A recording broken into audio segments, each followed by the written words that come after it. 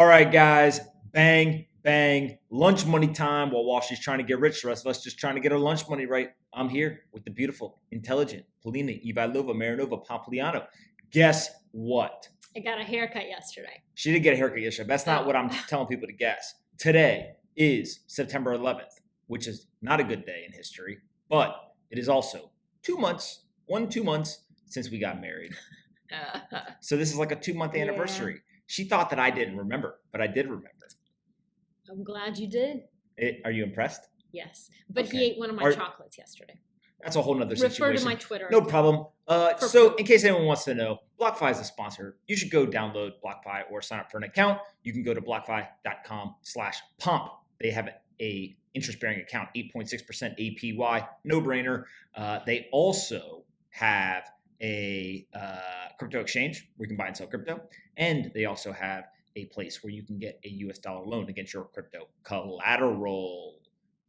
BlockFi.com/pomp. What's up? Hey. What's going on? So Happy anniversary. The first topic is Rollin. Okay, all right.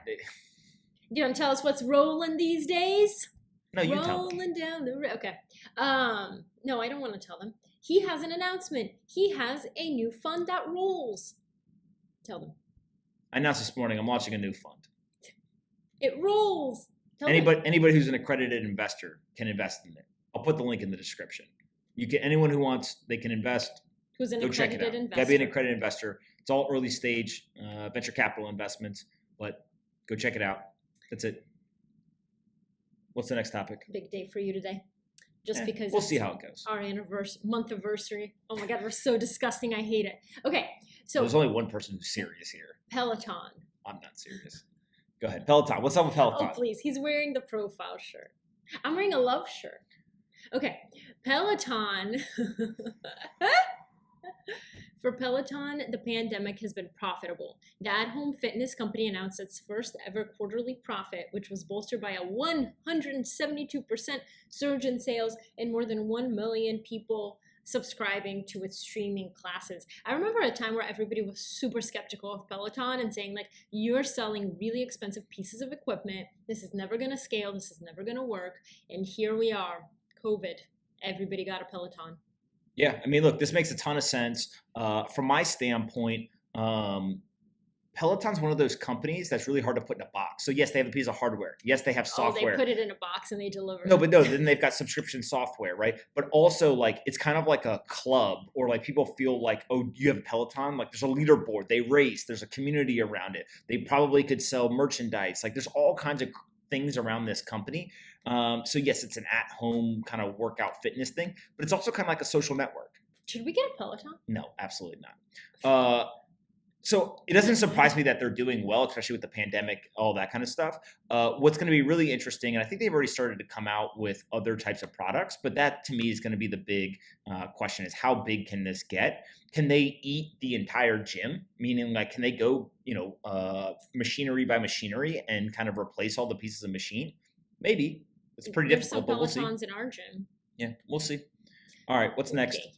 Next is, so you know how Instagram launched Reels last month as the US looked to ban TikTok? Basically, Adam, how do you say it? Mosseri? Yep, Adam Mosseri. Mosseri, the head of Instagram, said any short-term benefit that Instagram would see from a potential TikTok ban is greatly outweighed by the risks of a fragmented internet. So he's not about the ban. Yeah. He's not celebrating. Adam Mosseri is... Mosseri. I worked with him at Facebook. Okay, but you just pronounced it two different ways. Mosseri. He's incredibly intelligent. Like, I remember multiple times being like, dude, that guy is really, really smart. So it does not surprise me that he's running Instagram now. I think at the time he was running like Newsfeed or something. And I actually agree with him. Like, you don't want to operate in a world where the internet becomes super siloed. Right. He said, if it benefits us in the short term in terms of slowing down a competitor, the precedent it sets for us is much, much worse for us as a business in the long term. Because if it happens to TikTok, it can easily happen to them, right? That is what he's saying. Of course. And so I think that the big thing here really comes down to Instagram and Facebook, they don't really have a say, obviously. Like maybe they can influence or do something like that, but they don't have a say over whether TikTok actually gets banned. It's more of just they have to be reactive to it. And so we'll kind of see how this plays out. But also, Reels on Instagram, I haven't seen any. I mean, like I've seen a few, but they're not catching on. I'm sorry. No, they're not. Yes, they are. No, they're not. Yes, they are. You want to bet when they do the next quarterly update where they give data points? I'm not seeing it on my timeline. Therefore, it is not catching up. Okay, no problem. I'm glad Polina's not a trader who makes decisions based on her timeline. Yesterday, I asked him what he's learned in 2 months of marriage, and he said, "Whatever Polina wants." Yeah. It's not a lesson. No, that is a lesson. No, it's not. I don't argue. It's very smart advice. Any men out there, if you're married or you have a girlfriend, I'm only 2 months in, but let me give you a big, big piece of advice. Just go with the flow. She wants to do something? Sure. She doesn't want to do something? Sure. She doesn't see it in her feed, so it's not catching on? Sure. Hey, it's catching on. It's all right, not go. catching on. You're right. What's the last reel you saw that stuck in your head? I saw this guy. He was sitting there at the dinner table, and you know on TikTok how they take in the car, they take the bag and they whack people, or whatever. Yeah, I saw one on Reels, and the guy who was sitting there, he just went like this, and he kept doing it at the dinner table. Okay, so they're copying TikTok. Ow.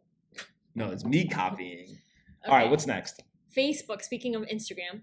Facebook is getting back to its roots as a college-focused social network. The company announced today the launch of a new social networking platform called Facebook Campus, which offers college students a private place to connect with classmates, join groups, discover upcoming campus events, get updates from their school's administration, and chat with other students from their dorm clubs or any other campus group. You gotta have a .edu account to sign up for this. That's interesting. They're getting back to their roots.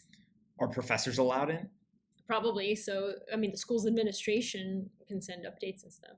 Oh, so the school basically they're trying to. It's like the workplace. It's like workplace software, but instead they're trying to go after colleges. Okay, so it's not like really a social network. It's more of just like they have a Facebook at work or work at Facebook or whatever they call it, where you can. But you can get your you get your class updates, all that kind of stuff. You can meet people in your dorm, so it's kind of a social network. I mean, or alternatively, you could just go and knock on their door, or like they leave their door open. Okay, serial killer. I made many friends in my freshman dorm. Yeah, I'm sure you did. Hello, I would like to introduce myself. I'm the nerd who lives on 3C. All right, what's next? Nerd. I'm trying to remember my room number. Come on, let's go. Okay. Sorry. Google announced it has a multi-year deal to provide its cloud services to SoFi Stadium and the Hollywood Park campus. Google hopes that these sorts of sports deals will help it regain traction against Amazon and Microsoft. So basically, it's powering Google's cloud services will help power all the data passing through the state-of-the-art SoFi Stadium and will provide a new personal concierge app that offers real-time metrics on game day. It's supposed to be super futuristic. They have the largest scoreboard ever. It's a 300-foot 4K Oculus scoreboard. So what, like, Google's just going to be like, here's some data, like, here's what you need to know. Yeah, I mean, look, Google's got this massive cloud business. Obviously, Amazon does as well. They basically compete with each other, but it's just a tax. I mean, that's all that they're doing, right? Is they've basically created a way where they can tax every business in the world who needs cloud services. They've got to go through Google and Amazon and other large cloud providers. Yeah. Right? So, I mean, it's a $5 billion complex. Where is $5 billion complex? Yeah, I mean, this makes a lot of sense. And look, they're just saying that they basically picked them to serve their technology needs. Well, there's only like 4 people you could have picked, right? So Google being the winner, I mean, they won the sweepstakes, if you will. But it's not like, there was 100 people to pick from, in my opinion. All right, ready for the next one? My head's cut off a little bit. Yeah, well, maybe. Don't say I have a big head because I will come after you. Okay. Like an oblong head. Oblong? Yeah, you know what that shape that is? You're oblong. It's like a. Now people are going to be talking about my head shape. I get enough of that. Yeah, you got an egg head. You're an egghead. No, you look like an egghead. Okay. Conehead. That's what they are. Remember the Coneheads? All right, come on, let's go. I got things to do today. Conehead. I'm in so much trouble when we get done with this, but that's okay. NASA is officially in the market for moon rocks, and it's willing to pay any company that's capable of scooping them up. Today, the space agency is putting out a call for proposals from companies, challenging them to snag small samples of rocks on the moon's surface. The companies will have to prove that they have collected lunar samples in some kind of small container by sending pictures and data to NASA.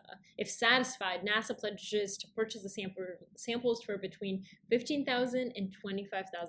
I just don't understand. How many companies can go to the moon? Yeah, that's what I was gonna say. Like, don't you kind of have to work with NASA to like go to the moon? They're basically like, oh, if you just go, they're acting like you just can walk outside. And anybody who picks up rocks will buy them from you for only 50. And I would like imagine going through the trouble to figure out one, how to even get to the moon, two, like pick up some rocks, and you only get $15,000. I'd be pissed.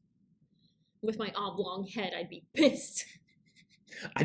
What are there 5 companies that can go to the moon? Maybe. They have like. I mean, technically, SpaceX has never gone to the moon. That's wild. Right. I'm pretty sure that's correct. If I'm wrong, somebody correct me. But I don't think that SpaceX ever gone to the moon. It's a small first step toward creating a lunar marketplace. Yeah, if NASA is paying other companies and NASA's not going to get them, who else is going to get the moon rocks? I have no idea. Wild. Maybe what they're just trying to do is countries? Maybe they're just trying to create the demand side of the marketplace, and then they'll also go do the supply side, like an early stage startup who's got a 2-sided marketplace. Just control one side of it. Yeah. Cool. Ready for my joke? Don't look. Yeah, I thought the joke was already happened. No. Why are good-looking people always busy? Because they're not busted? No. I would tell you, but I'm busy right now. That's a smile. With my oblong head. Say it again. I said, I could tell you why, but I'm busy right now. The best way to buy a mirror is through self-checkout. Guys, that might be the first time she's ever said a joke and I laughed. Because you know it's true. Okay. Or maybe I was laughing because it's not true. Let's go. Just kidding. You got to follow your own advice. What is my own advice? Everything. Just agree with me. This is how we argue. I say, but, and she goes, no, you're supposed to just agree with me. I say, okay, no problem. All right, guys, that's it for Lunch Money. Well, Wall Street's trying to get rich for us, so it's just trying to get our lunch money right. We'll see you on Monday. Bang, bang. Hope you guys enjoyed this episode of Lunch Money as much as we did. And don't forget, Lunch Money is now sponsored by BlockFi, so go check them out. There's a link in the description that you can click on. I'm an investor, a user, and a huge fan. What? You're a bigger fan of BlockFi than you are of me? BlockFi is my second favorite thing in the world behind Polina. They've got 3 products. They can give you a US dollar loan. You can earn up to 8.6% interest on an interest-bearing account, or you can buy and sell cryptocurrencies on their crypto exchange. I personally use the interest-bearing account. There's not very many places where you'll find up to 8.6% interest on a deposit in an interest-bearing account. Go do your own research. There's risk associated, but 8.6% is pretty compelling. So click on the link in the description. Say thanks to the folks at BlockFi. Subscribe to our channel. Like the video. Annoy Polina in the comments. And we'll see you guys tomorrow. And be kind to your friends.